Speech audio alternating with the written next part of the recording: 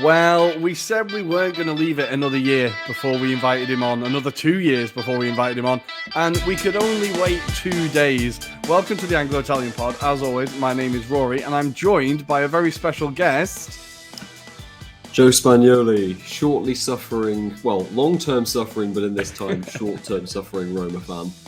I'd say good evening, Rory, but we're less than 24 hours away as of recording. Still raw. Is it still raw? Yeah, I mean, for the first time in my life, I was able to watch a Roma game in an actual Roma fan zone, sports bar and grill over in Farringdon, and between that being a first occasion, so I didn't know how many Roma supporters there were in London, and the occasion itself bringing so many more, there must have been at least 400 people, realistically a lot more than that, crammed into that place. So that was really cool, but it just made that penalty shootout, and to be honest, all of extra time and most of the second half even harder to bear.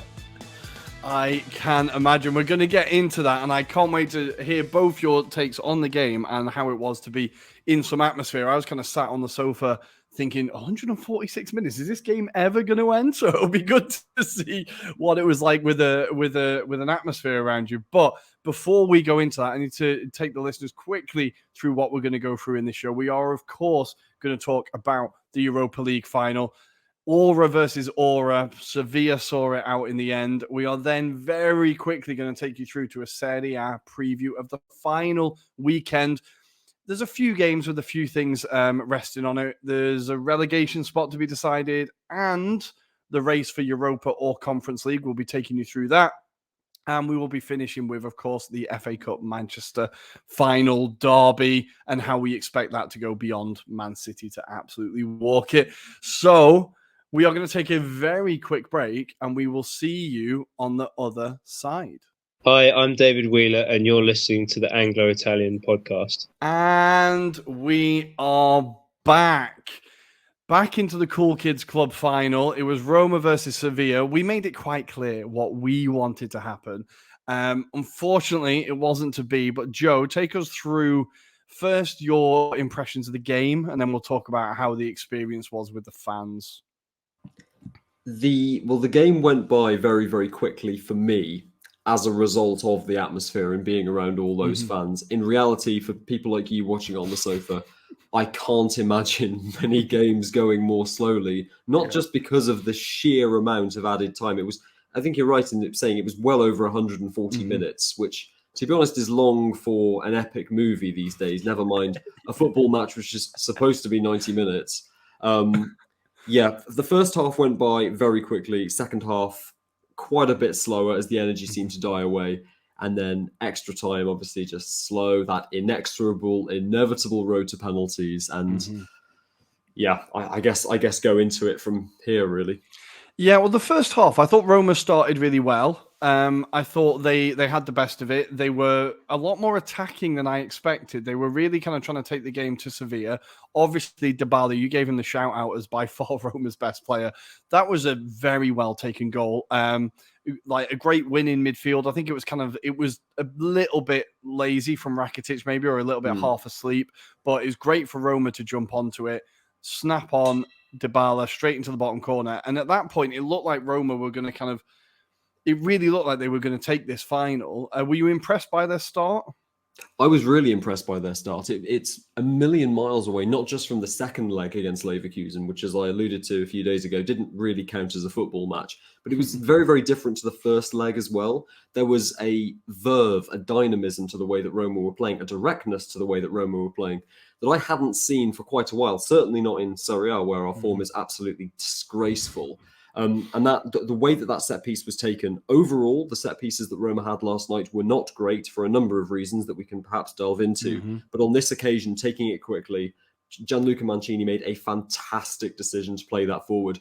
And I don't think there's a single other Roma forward in that area with the goalkeeper in that position that I trust to put that on net, apart from Paulo Dybala. Right man, right place, right delivery, right finish. I said he was going to be the best player. The most crucial player, because he is Roma's best player technically and on form this season by a pretty wide margin. And in that moment, you're thinking, Roma could actually score more than one goal from open play in this game. unfortunately, You could dream. the moment Dybala scored, it was like a switch had been turned off. Seriously. I think it was crazy because I think we saw everyone lose their collective shit on the bench and on the field. Like, obviously, it was a big moment, and Mourinho was the only one who was like calma, trying to keep everyone like he knew it wasn't done. He knew it wasn't done. But what do you think it was in the switch that caused that switch? Do you think Mourinho did instruct for the players to like, right, let's just see this till half time now, or what do you think the change was? Because there was a drastic change. I think Sevilla became a lot safer in possession than they had been beforehand. One of the reasons why Leverkusen failed to overturn that 1-goal deficit is because despite having a whole 90 minutes at home to do it, they just refused to stay calm. They panicked, tried to create frenetic, incomplete chances. I thought it was incredibly tactically naive from Xabi Alonso. I was personally very disappointed by those tactics. Whereas Mendilibar last night was very clearly saying to the guys, look, you've got plenty of time to break this team down. They have mistakes in it. And it was actually after the opening goal that I saw them begin to recycle through the defenders a bit more. Like Nemanja Gudeli got more into the game after that point. They started getting Bono and his distribution in, and Bono proved to be pretty crucial later on. It was like Sevilla became more negative and more simple. And from that, the possession stats, which they already had a slight advantage in, their advantage skyrocketed. Yeah. But by the end of the game, we're talking in the region of 70% possession for Sevilla for much of the fixture. And it started in earnest after that goal. It wasn't so much Roma stepping off, at least to begin with. It was oddly Sevilla stepping off, which improved their play. Yeah.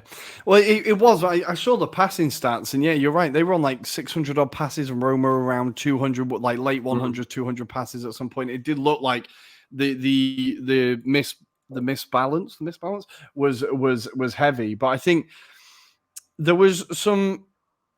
Despite all that, Sevilla didn't really make the better chances. I still feel like throughout the game, Roma did consistently make better chances. They still should have got a second. I think Ibanez with that horrific air kick that just looked like that. I'm left-footed when I play football. That looked like me trying to kick with my right foot. It was awful. But Roma did have their chances. Did you feel like you would still nick one? Being honest, I think if you'd asked me that question before Sevilla's goal, I would have said yes. I think from the moment that Sevilla equalised, I think it wasn't just me. I felt like the atmosphere in Sports Bar and Grill changed very quickly, and it felt we knew we weren't going to get another one at that point. It's just like the dynamism from the game had just gone, and it was in that second half that the game really went to pot, not just for Roma, but just in general. I feel really bad for anybody who watched. It was bad enough we had like 6 minutes of stoppage time after the first half, but I feel genuinely sorry for any neutrals who decided to watch that game of all games in the second half and extra time.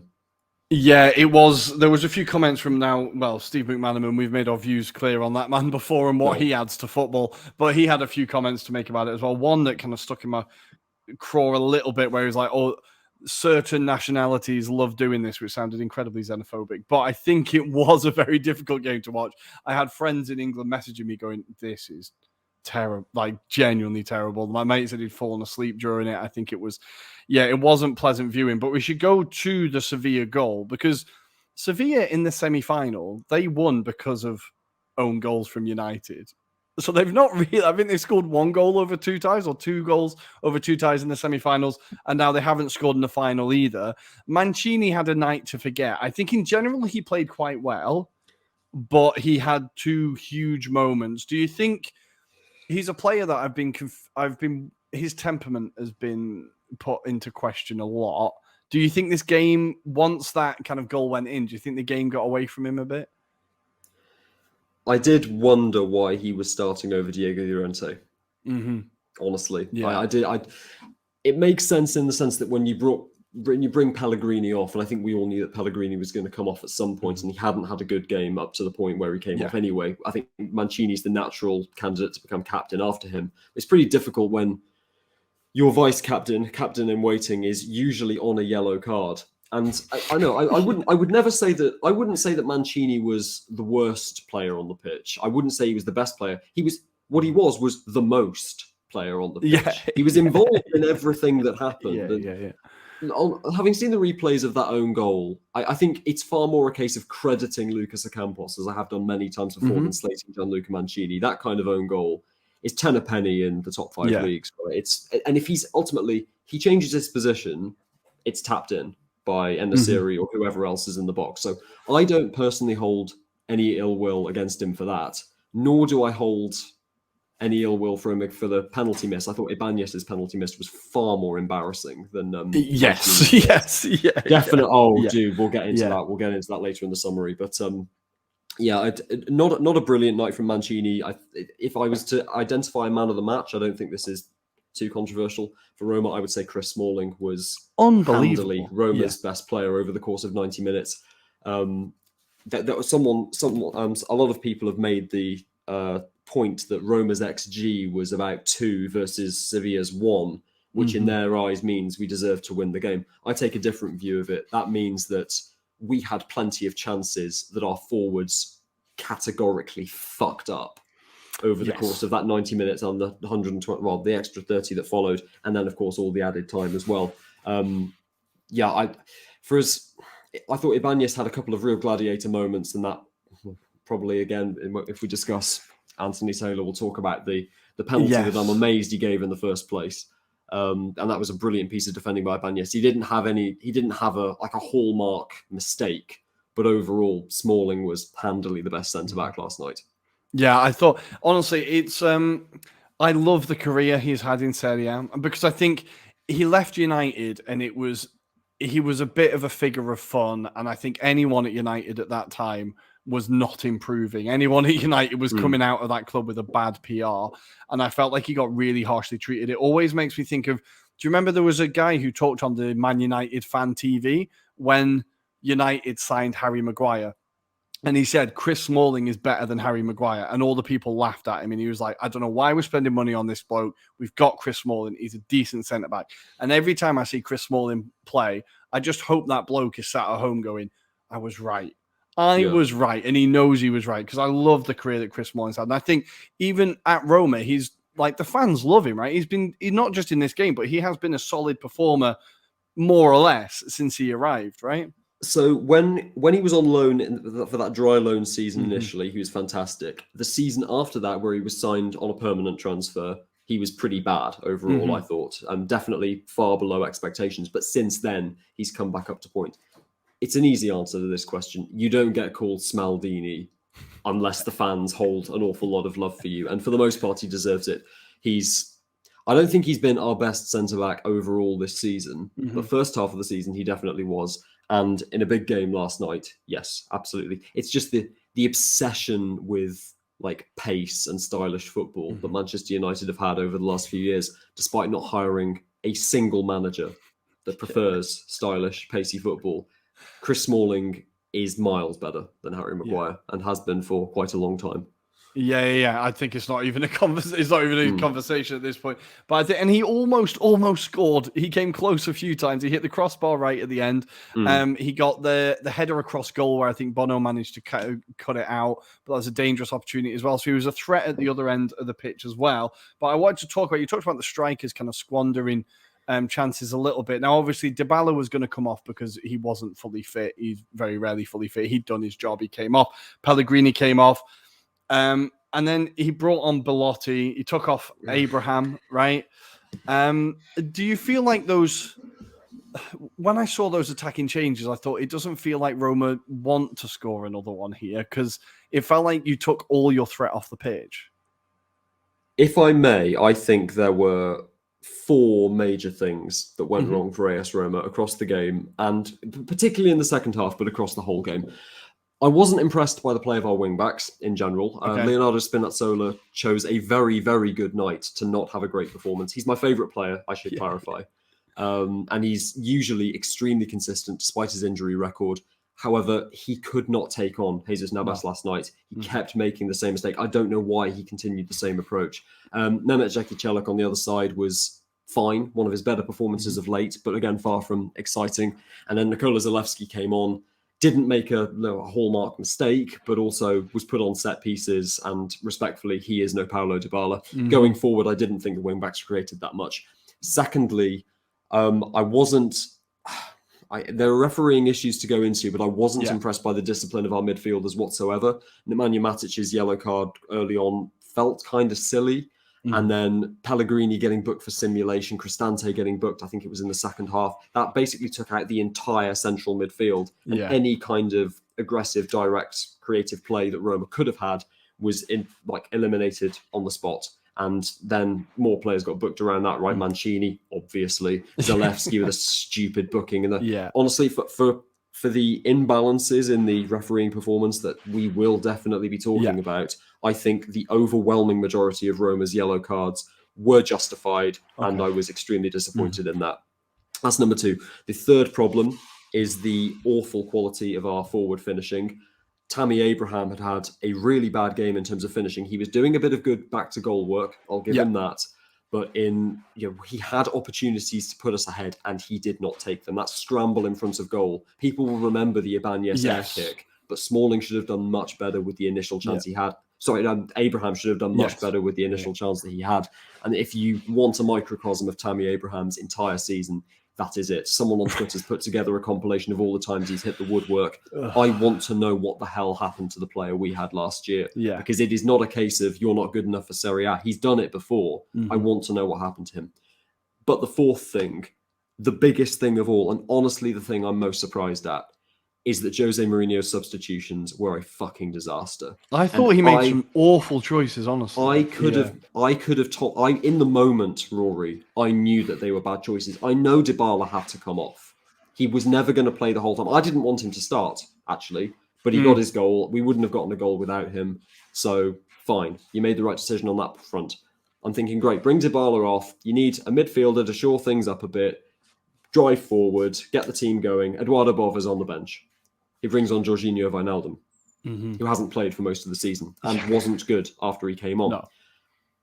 Tammy Abraham being taken off for Andrea Belotti is one of the worst substitutions I have ever seen Jose Mourinho make. Andrea Belotti has not scored a single Serie A goal in over 1,000 minutes of league play this year. Respectfully, what the hell made you think he was going to change that in the Europa League final against a team as well-drilled as Mendilibar's Sevilla? It was never going to happen. Stefan El Shaarawy is on the bench. He's been one of Roma's best players. Why are you choosing Belotti over him? That was the move that I thought I expected. Oh, we'll bring El Shaarawy on, a bit of pace, a bit more directness, a bit more threat, right? And I thought it kind of reminded me of when Lampard picked Aubameyang against Arsenal because it's the narrative that he'll score against Arsenal. I felt like Mourinho picked Belotti because the narrative is he'll get his first goal in the final. And we all wanted it. I think Belotti had one decent chance where he snatched at it and it went just wide. But the whole performance, I just sat myself and I was literally saying to myself, he is fucking miles off it. He is absolutely miles off it. He was 30 seconds behind every ball. He was He was pressing, but like you'd press at 5-a-side 40 minutes in, if you know what I mean. And he'd only come on 5 minutes ago. I just thought he looked so down on confidence, so miles away from where he was. Do you think can his career be salvaged at Roma? Then we'll talk about the refs, I think. But can you think? Because it's not been a good transfer. I can see him going back to Torino on loan, to be honest. I mean, it depends on who's managing Torino. And Ivan Juric, after a couple of really good seasons, he could be on the move. And honestly, if Jose goes, Ivan Juric is very near the top of my list, honestly. And he has been for a long time. I think he's a very low-risk, potentially high-reward managerial signing. In terms of is Belotti's Roma career over, his contract's coming up to the end. So we'd need to renew him for another year if we wanted him to stay. And I don't think for a second that he has done enough to earn that same wage he's been earning this year. I'm not against giving him another chance under another manager because I've seen what he can do before. But the worrying thing for me last night, you're right to talk about his relative lack of pace, his lack of alertness. He seemed to be behind everybody else. The big thing we lost taking off Abraham for him, it wasn't that. It was the back to goal work. It was the link up with everybody else. Belotti just did not do that, which is so frustrating because if you look at him physically, he has all the tools to do that. A few years ago when it was that carousel of off seasons where you're thinking Edin Dzeko is going to leave at any point, Belotti seemed to be the natural heir to Dzeko, because Dzeko was great at that because he was bloody massive, but also was a team player. I don't know why Belotti's been unable to convert that so far. One of the worst players on the pitch last night, for certain. It was honestly painful to watch at times, and I was like, I just felt really bad for him. Honestly, I just felt a bit of pity and like, oh man, you should have just stayed at Torino and just kept that crown. If you know what I mean, they would have loved you. But we've delayed it for long enough. We do need to talk about the refereeing decisions as well. Now, Anthony Taylor is always a character. He always tends to be in the headlines every time he referees. Now, there was a few decisions. Let's talk about first the penalty he did give that then didn't give. I'm with you. I can't believe he gave it in the first place. I thought it just looked like a fantastic tackle. I was in a very biased environment. Yeah. And if I'm ever going to be in a biased state of mind, I don't consider myself to be a particularly biased supporter. I've considered myself quite objective. But if I was ever going to be subjective, it was going to be last night. I could see from the screen about 20 feet away from me that Ibanez got the ball. I don't understand how Anthony Taylor couldn't see that. And the speed, the zealotry, the zeal rather, with which he gave that penalty straight away struck me as extremely suspicious, considering how reluctant he had been to consider the penalty shout for Roma in the first half, which granted, I don't think was a penalty through my understanding of the rules. But this one absolutely wasn't. He very clearly got a foot to the ball first. And that's, in the end, Stuart Atwell and VAR overturned that. But needless to say, Anthony Taylor was less than popular. Yes. And I think before we get to the other big decision, I think in general, it was a game that was very hard to referee. Because it was two teams that were trying all the dark arts, all the tricks. It's what we said it was going to be, right? It's Mourinho versus Sevilla. What do you expect? So I think in general, he did very well with booking the players at the right times and not just pulling for the second yellow straight away. But the one that I think everyone is confused about is the handball. Now, he kept miming that the player's arm was down by its side, was next to his side. It wasn't. And also, it looks like his hand moves towards the ball. His hand moves away and then towards it. I think in the Premier League, that is given in a heartbeat. When you look at VAR, that is given. And I don't think he even went... Did he go to look at the camera in the end? Because it took him a very long time if he did. The check was over very quickly. Which, if I remember correctly on that instant, it was over very quickly, and that's never really a good sign. Personally, I've tried to recreate this, of course I have. And I stood up, thinking my arm's in the position where it is on the Sevilla defender. I have to move it behind my back, because that's the go-to if you want to avoid a handball. The natural thing to do is to move it out a bit so you can swing it round at full speed. At least for me it was. So on that front, I can understand it. I don't think it was an intentional handball. And I've seen some Roma supporters post pictures of this one wasn't given, but this one from a few years ago was. This one from but the ones that they're showing that are so much more blatant. James Milner's against Roma back at the Olimpico a few years ago. That was given because that was bloody egregious. This was a bit different. I don't know what the ruling is. The official rule is in UEFA competitions versus the Premier League. Yeah, that's true. My extremely controversial position is I don't know whether or not that is a penalty. In my eyes, it should not be. Okay. Yeah. However, I have seen it given so many times, particularly in the nation in which Anthony Taylor referees, that I found it very, very difficult to stomach. But with respect, that is... Roma have been screwed so many times by referees in the past. I think we can agree with that pretty objectively. And one of the most painful things about last night is that is not even close to the most egregious screw job that Roma have had in UEFA competitions.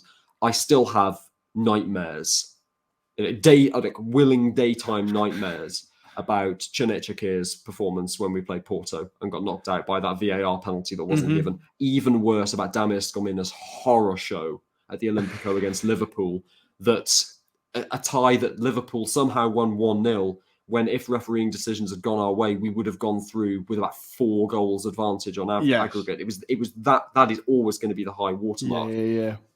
That was a game defined by ridiculous high pressure decisions. Just him, Skolman are getting everything wrong. I don't think Anthony Taylor's game last night was that. I think the issue with Anthony Taylor last night was, and you have to believe me when I say I have got no issue with referees punishing old school gamesmanship, punishing the dark arts, punishing time wasting. Remember England versus Italy recently, Reteguy's debut that night? That referee was extremely card happy. He didn't want any of that nonsense that England were trying to pull. I love that. I was praising the referee from the start of the game to the end, which is rare for me. I've got no issue with Anthony Taylor booking simulation for Pellegrini, booking for dissent, booking for standing on people, booking for time wasting. I've got no problem with that. Book as many Roma players as you like if they're guilty. But you'd better treat Sevilla the same way. Yeah. And he didn't. Yeah. No, well, I feel like Lamela is the one that's caught the kind of ire of most people. Now, it won't be a surprise to anyone. I've never liked Lamela. The second he joined Spurs, he was one of those ratty players like Dele Alli. I never liked him. Always just mouthy and average. But that elbow on Ibanez, it was Ibanez, wasn't it? But he busted his lip. You can't tell me there wasn't a little bit of intention behind that. He doesn't look at him, but you can see his arm go out and he knows he's there. That for me has to be at least a yellow card, at least. And I can't believe that wasn't given. And when the player's down on the floor getting his lips sewn up, you would think that there'd be a bit more of an impetus for Anthony Taylor to react, but he didn't. There wasn't even a card at that point. Well, I think he was just left, right? No, he was already on a yellow card, and the second yellow wasn't given. I don't know why that decision was made. It was pretty clear, and I really don't want this to sound like small club mentality or just that I'm whinging, but it felt like Sevilla were allowed to play a very physical game that AS Roma were not allowed to do. And I have to question, and it was so consistent throughout the game, Sevilla players going down with simulation, not getting booked. Sevilla players making pretty heavy tackles that I've seen given as yellow cards 100 times before, not being given, whereas the Roma equivalents were. It wasn't, as I say, it wasn't a game of a big decision that Anthony Taylor egregiously got wrong. It was a game of what felt like quite sustained bias and favoritism in small moments that through sheer attrition and number ended up costing AS Roma pretty heavily towards the end. I can't say he was the only reason why we did not win the Europa League last night, but he was certainly a reason. It's pretty staggering that Eric Lamela, who should have been sent off, was one of the penalty takers in Sevilla's successful shootout. And if I may, in the last 6 years, I have watched AS Roma crash out of European competitions 5 times. On 4 of those 5 occasions, referees have been either a significant reason or the definitive reason why that has happened. I will get onto the abuse, I'm sure, that Anthony Taylor and others have faced. Roma fans' ire with UEFA, I 100% understand. The crazy thing is, last night wasn't even the worst we've had. Yeah, and I think it's a narrative that I've seen a lot on Twitter. Is Roma fans, obviously, because that's what happens. Is whenever a club goes through these nights, they bring up the decisions in the past that have gone against them. But it does feel like Roma have had a pretty rough run of it. But we should go to the penalties, I suppose, and then we can talk about what happened with Anthony Taylor. But in the penalty shootout, I was confused by the penalty taker selection. Joe, talk me through it. I don't know what the hell went on. Why are all your defenders taking penalties? You're asking me. I don't have an answer. The maddest choice. I mean, glory, Brian Cristante, one of the most underrated footballers of my lifetime. Somebody that I will my lip. I don't know what you guys say about Brian Cristante on the regular, but one of my litmus tests with Italian football journalists, to know if I can trust them or not, is if they slate Brian Cristante. Because if they slate him aggressively, that means they just don't understand how midfielders play. He's actually been one of Roma's best players for a really long time, and that penalty was great. Like, I mean, Bono went the right way, but he didn't save it because it was a great penalty. Mancini's good save from Bono. It's, that happens. From the moment Roger Ibanez started his run-up, I thought, it's not going in. The angle was wrong. The pace was wrong. Like, I never took penalties when I was playing football as a kid and as a teenager. It just looked wrong from the very start, and it bounced off the post. Yeah, it's Both of them looked, because I think Mancini's, if you're going to hit it down the middle, you've got to lift it a little bit. You can't roll it down the middle. You've got to try and get a bit of height on it, because the keeper's leg can just catch it.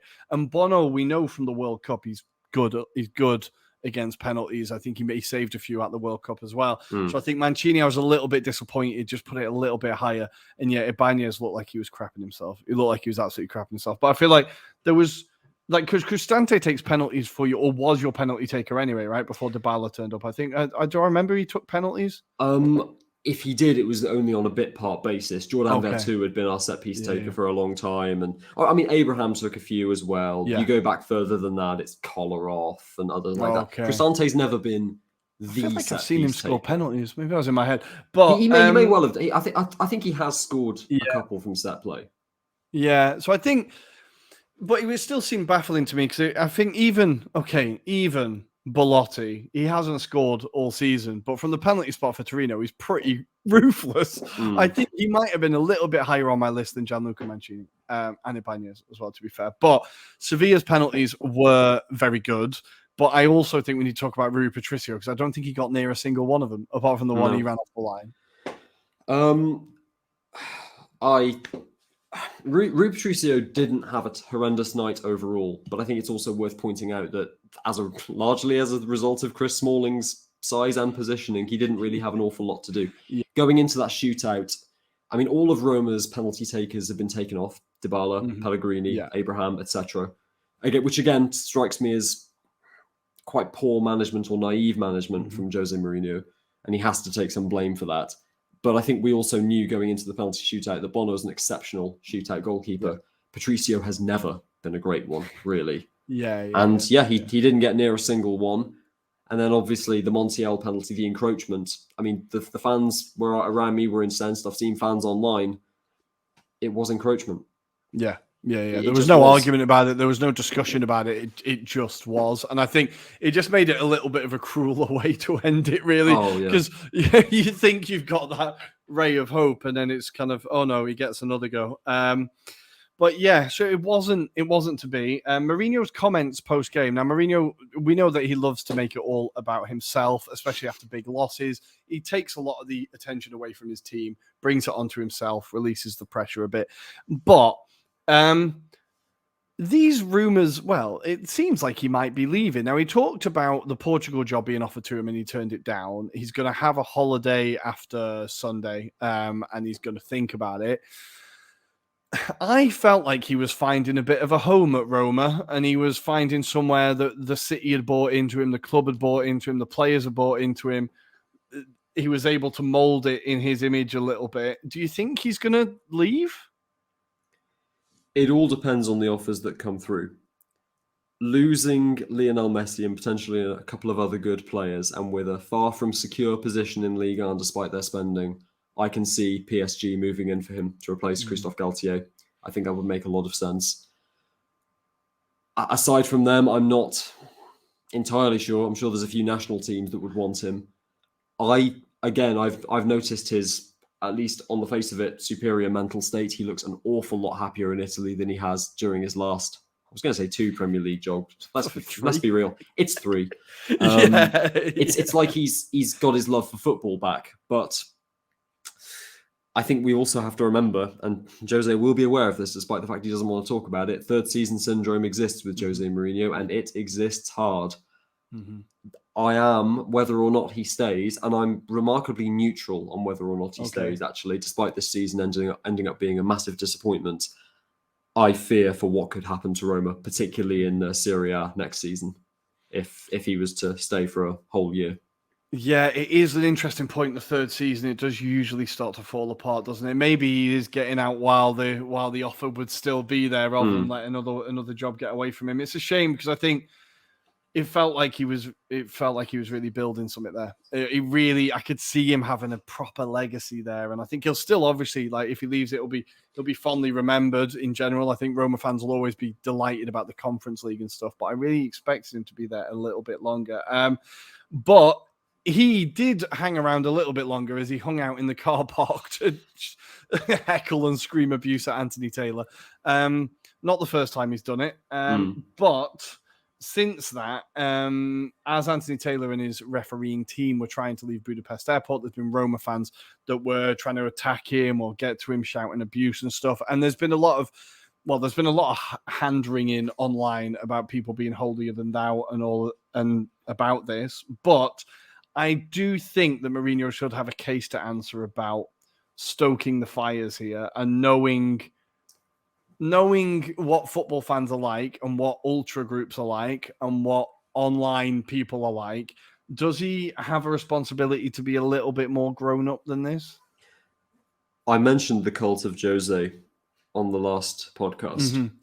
And one of the things that I found most disturbing in the message threads and forums that I'm a part of since he joined isn't the fact that you cannot even begin to criticize Jose's tactics without getting downvoted to hell.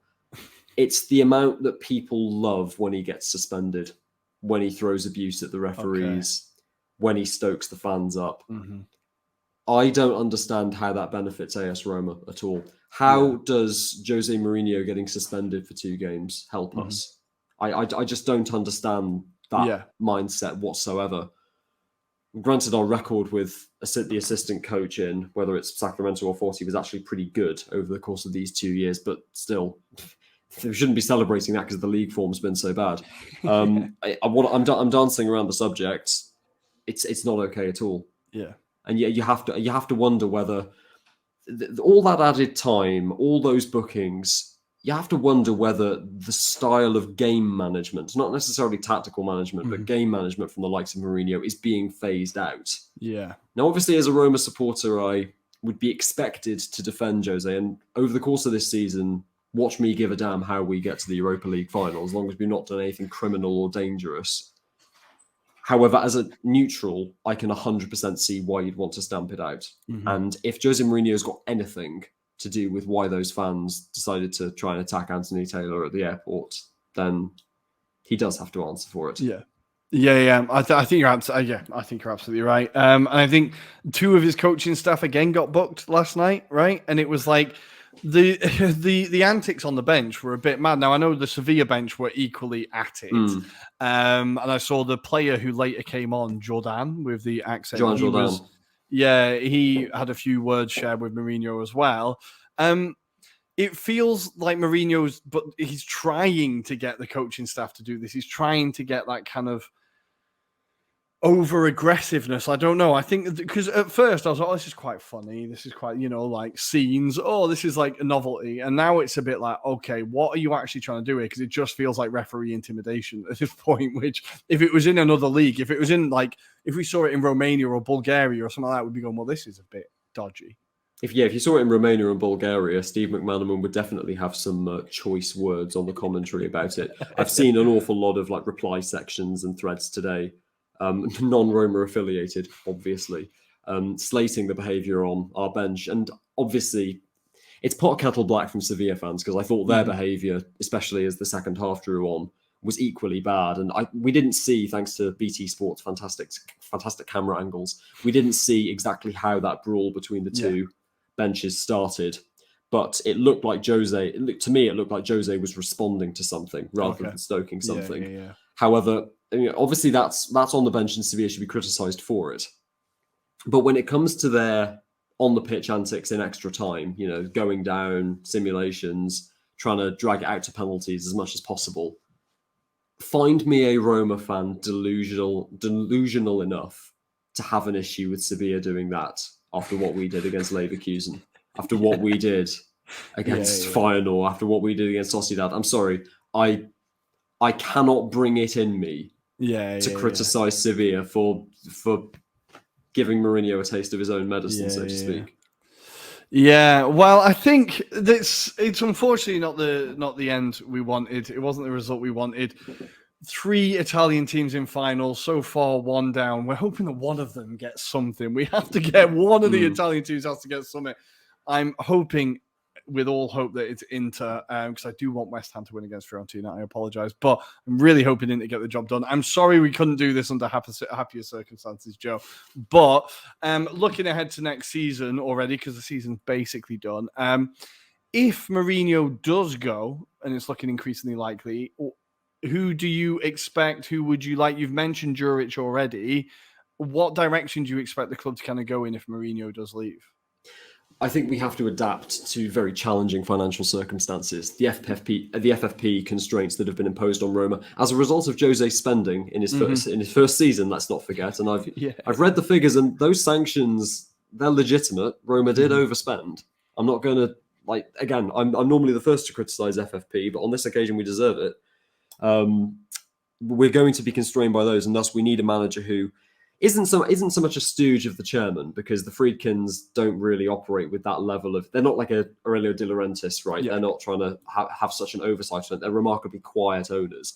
But I would certainly expect someone a bit quieter, a bit more pragmatic, and also a lot younger. Ivan Juric is the guy that I've proposed as a reliable solution to Mourinho in the short term. Would he achieve anything major? I don't know, but at the very least, he's stable. He has an awful lot of experience with getting the most out of mid-table lineups. And if the player exodus after a Mourinho exit was to come true, I think you'd need a manager like Juric to steady the ship. You get a couple of years out of him. And ultimately, I think whether or not it was a success, there would be enough of a positive in there for Juric to continue and go to another mid-table team and continue his honestly quite remarkable form as a manager in Serie A. That was my reliable option. I think Thiago Motta's too young. I'd like to see him do one more year at Bologna before he gets promoted. I've seen people flout Daniele De Rossi as an option. He's had one managerial spell at Spal, and it was a disaster. They just got relegated. Yeah, he could be good one day, but not right now. Respectfully, the craze, the Italian in me wanted Simone Inzaghi when it looked like Inter were going to sack him because he's a cup specialist, get the trophy hunting going on. And also I think in Serie A, he's been miles better than Mourinho this year, but that's not going to happen. Inter are going to keep him, and rightfully so. Yeah. The one that I really want, and this is such a stylistic departure from Mourinho, and it is also remarkably unrealistic and would be difficult to pull off. It's rare that I want a manager this high profile. You can probably guess what I'm going to say. When I heard rumours that Ruben Amorim was being touted as a replacement for Jose Mourinho, yes, please. Please let that happen. Portuguese general manager, Portuguese outgoing head coach. It can't work better than that. Yeah. Ruben Amorim would be the dream. I think that would be an incredible appointment, but I think there might be more competition eyeing him up at the moment. A club in North London are heading, although I don't know who'd want to go there, but the club in North London is staring at those Portuguese clubs at the minute. But I think Amorim would be a hell of an appointment and would be an exciting one as well. But I think it needs to be something that gives the fans, as always, I suppose, but gives the fans a bit of a boost. And okay, this is a new direction, new breath kind of thing. But I do think Juric, he deserves a chance as well. He deserves a chance at one of the, Torino, even though your shirt's here, but one of the big boys. He deserves a chance, I think. So it would be good to see him there. But listeners, we are going to take a very quick break. We're going to leave the Europa League final there. We do also need to say congratulations to Sevilla. 7 wins now is absolute insanity in the Europa League. Just incredible, absolutely incredible. And I thought they did have some standout players. I thought Campos was very, very good. I thought Rakitic did have a very good game. I forgot that he was so old. I was watching him. I was like, my God, this guy is still an absolute baller. So, congratulations to Sevilla. Commiserations to Roma. So, very shortly after this very quick break, we will see you on the other side to discuss all things final weekend of Serie A. Incredible stuff. See you there, guys. My name is Massimo Morales, and you are listening to Anglo-Italian podcast. And here we are, the final weekend preview of the season, guys. It's emotional. It's the last weekend for Serie A, and there's still a little bit to play. A few nervous fans await this weekend, and we are going to start towards the top, where there is a race to decide who will qualify for the Europa League and who will be in the Conference League. We currently have Atalanta in 5th on 61 points, Roma in 6th on 60 points, and Juventus in 7th on 59 points. Now, all of these teams, they have games that they might think or should think are winnable, but we're going to go through them. So we're going to start with Atalanta at home to Monza. Now, the interesting thing is here, both of these teams have better form away from home. So in the table, Atalanta are third away from home, but ninth at home. And Monza are ninth away from home and 16th at home. So both of these teams prefer being on the road. Joe, how do you think Atalanta will get on against Monza? Monza have been giant killers, right? They've beaten Inter, they've beaten Napoli, they've beaten Juve twice. Do you think they can get another scalp against Atalanta? It was that first win against Juve that really spelled doom for their season, right? That was when the chance for Allegri to leave. I mean, they were already pretty loud, but by that point, there was quite a few of them as well. Yeah. I mean, scalping big North Italian teams seems to be a bit of a habit for Monza these days. So I would not count them out of this at all. It's the amount of depth they have in addition to the quality they have. Obviously, that's what happens when you sign a ton of players, spend a lot of money relative to where they were coming from. But that's far from secured for Atalanta by all means. I think it's just a case of Atalanta will have, I want to say they'll have a lot to play for, and of course they do. It's a race for Europa League qualification. But I think there's also a lot of question marks about who the hell their manager is going to be next year. They're going to be another one of these teams fighting for an aspirational mid-table Serie A manager.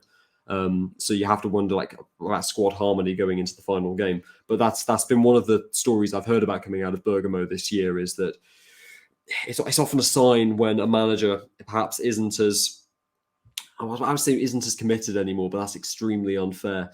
Isn't at the top of his game anymore when home form starts to suffer. And Atalanta's form away from home, I'm pretty sure that they beat Roma away from home pretty convincingly recently, which has made this table situation even closer. But yeah, this is, I honestly think this might be the hardest to call of all three Europa race relative fixtures. I wouldn't be surprised if they shared the points. Yeah, no, I think Monza definitely gets something from this game. I think Atalanta, and Monza, they've only lost one of their last 9 games. That too. But there has been a red card in 3 of their last 5, 2 for opposition players. So they're usually feisty affairs. So we'll see what happens. In the head-to-head, previously in the season, Atalanta did win 2-0, Højlund and an own goal from Marlon. But like you said, I do think Monza takes something from this.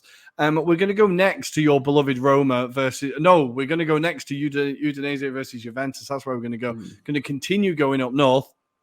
Now here, Udinese have lost their last 3, only scored 2 in that time and conceded 6. They've got nothing to play for. Juventus have also lost their last 2, conceding 5, 4 against Empoli and only scoring 1. In the head-to-head, Juve did beat Udinese at home 1-0 earlier in the season, but it took an 86th minute winner from Danilo to get the points. Udinese is a difficult place to go. But do you think Juve have got it in them? They've got a point to prove after all this fannying about with the cheating and stuff, right? It's perhaps a less difficult place to go to for Juve than it is for a lot of teams down the peninsula, more southern down the peninsula in Serie A. So again, I wouldn't worry about the Dacia Arena being a difficult place to go, or whatever it's called now. However, I can definitely see a situation where Udinese are very, very difficult to break down, or perhaps, should I say, Max Allegri's tactics makes it very difficult to break down anybody.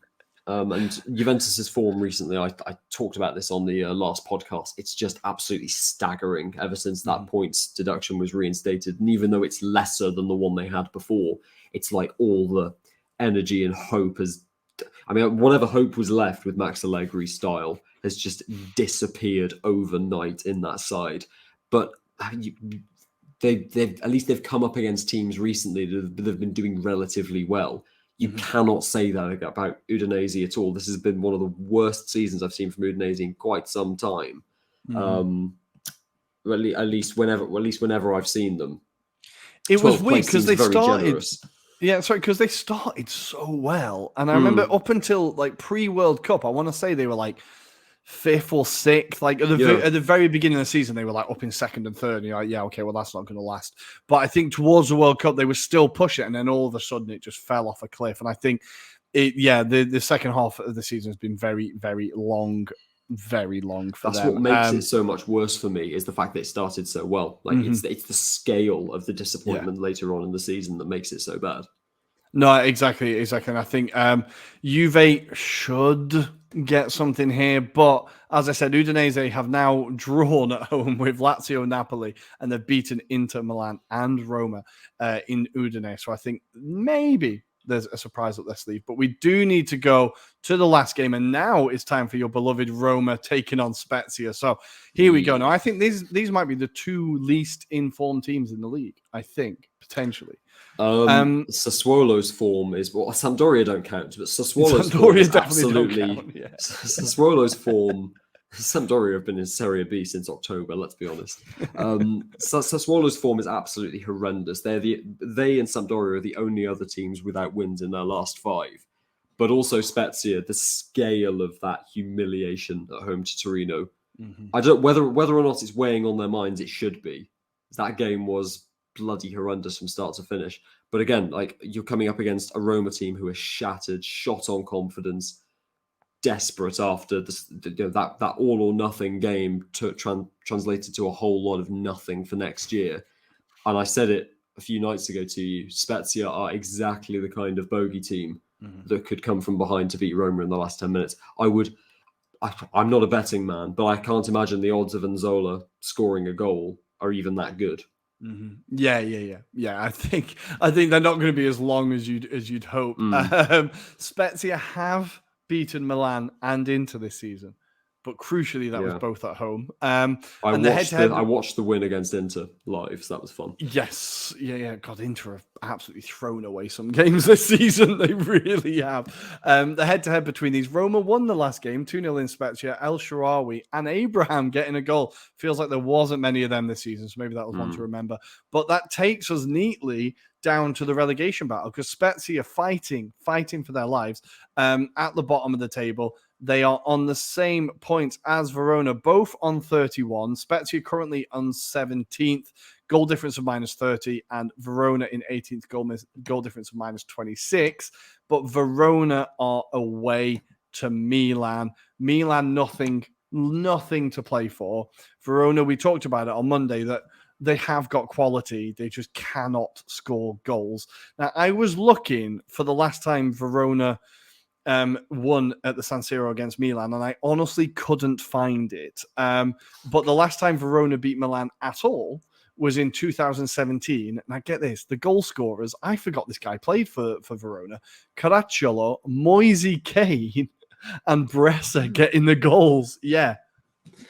That's quite the throwback. Yeah, I'd totally forgotten that Moise Kean played for Hellas Verona. Yeah, I've been running the theory in my mind that Milan will have absolutely nothing to play for, and in a season where they've had so many slip-ups against teams that they really should have been beating, copy-paste that for every other team second on down in Serie A this year. I was thinking that Hellas Verona might be able to get something out of this, but it's a cliche. San Siro is not an easy place to go, obviously. Milan don't really have, if I remember correctly, Milan don't really have anything to lose. No. However, I think there's also the slight possibility of pride, finishing ahead of the city rivals. Objectively, that team is so much better. They want to finish the year on a high.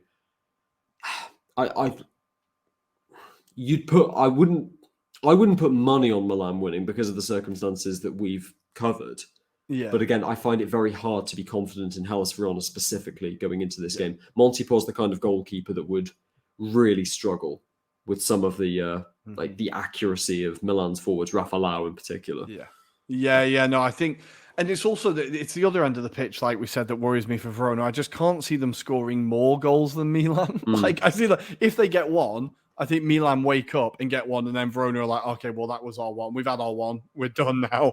Like, I can't see them then go in again, if you know. So I think I really, really hope Verona stay up, but I just don't think it's going to happen. And I'm going to be really disappointed because last year they had such an exciting, incredible team and such a great season. It's a brutal game. It's a brutal game. If you stand still, you're going backwards. So I think Verona could face the drop. But Joe, I'm going to put you on the spot. Which team goes down and appears in Serie B next year, apart from Juventus? Wouldn't that be a dream? I'm going to say Hellas Verona, not necessarily because I think Milan are going to be good. I just think Spezia will pull something out against Roma, whether that's 1 point or 3. God, last night broke you. I'm sorry. Last night has absolutely broken you. Yeah. It's to be expected. It's to be expected. But before we let you go home, guys, there is one game left to play in England, and it's a big one. It's a massive one. It's in London. It's at Wembley, and it is the FA Cup Final derby. Manchester City taking on Manchester United. Man United weirdly have quite a decent record against Man City still. Of course, beating them at Old Trafford. Everything in your head tells you that Man City is miles ahead of United. They're going to make it easy. I don't know who I want to win this. I couldn't care less, really. I don't really want United to win it because their fans will keep saying they've had a better season than us. But City winning it just means they're going to win the treble, and that's horrible. But I can't see anything but a City win. What do you think, Joe?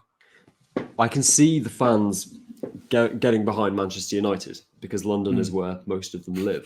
It's a home game. Yeah, basically, as opposed to Man City, whose fans are a concept.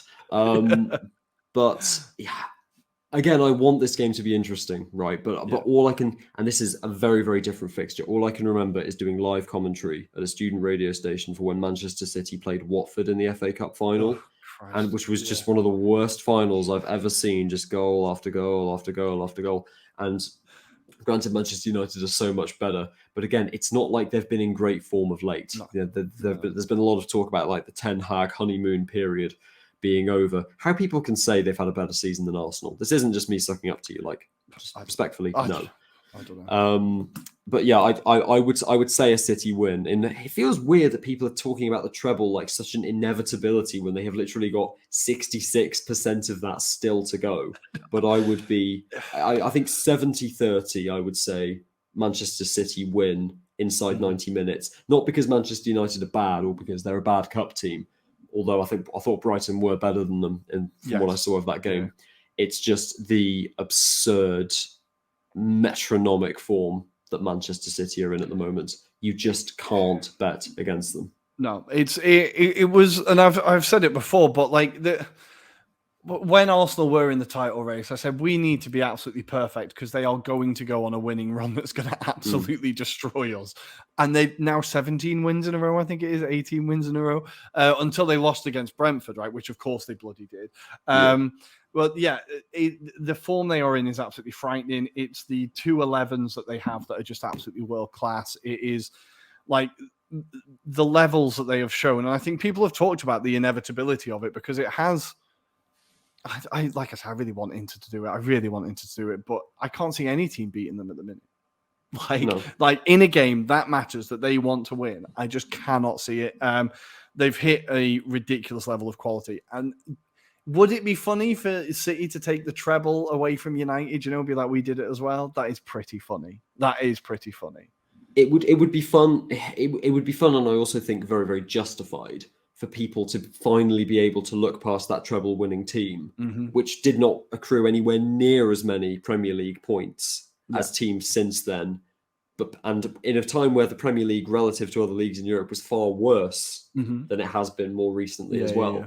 And people finally stop seeing that team as somehow like uncompared. It's also they're called the greatest Premier League, like the greatest Premier League season ever, when most of their successes weren't even in the Premier League, which is really, really unusual. But no, it would also be quite annoying though if Manchester City were to take that kind of level of fame, because have people forgotten how bad they were before the World Cup? They were, honestly, I fully believed it, Joe. I fully believed that we were going to do it because I was like, look at them. They're terrible. This is the year. And then something happened. Haaland didn't have to play at the World Cup. That's what bloody happened. Norway didn't qualify and he got a holiday. That's what happened. But yeah, they were absolutely terrible. And I think on a broader scale, obviously, every time Man City have success, you're like, oh, football dies a little bit more. And maybe the other club in Manchester is going to have similar owners soon. It's looking that way, right? So you can never really fully get behind it. But I don't know. It would be quite nice to see a weekend of United fans getting humbled. That would be quite nice. I could enjoy that. I could definitely enjoy that. But guys, I think that's it. We're done. I think we're both going for a Man City win, basically. Hopefully a good game. Hopefully football wins. Let's just say football can be the winner, right? How can football win when Manchester United are playing Manchester City? Yeah, you're right. So Joe, thanks for coming on to the show. As always, if our listeners do want to follow you, do want to find you, where can they find you on Twitter and all them? If you want to find the absolute bevy of referee criticising tweets that I have engaged with in the last 24 hours, you can find me on Twitter at Joe_Spagnoli, where I post about whatever I want, not very often, because again, I'm currently going through national security vetting, so I have to behave myself. On Instagram, you will find me at Joe Spagnoli, no underscore over there. I don't post anything because, again, I'm trying to be very, very well behaved. Rory, it's been an absolute pleasure to come on again. Looking forward to what comes next in the next few weeks. And yeah, it hurts, but this has been fun. Good. I hope it helped. And as always, guys, we are going to end with our customary quote of the week. And of course, it can only come from Jose Mourinho. And it's his comments post-game, not about Anthony Taylor. He says, "We are dead tired, but proud. I always say you can lose a football match, but never your dignity or professionalism. I lost this one, but I return home prouder than ever this time. The lads gave absolutely everything this season." Thank you as always, guys. We will see you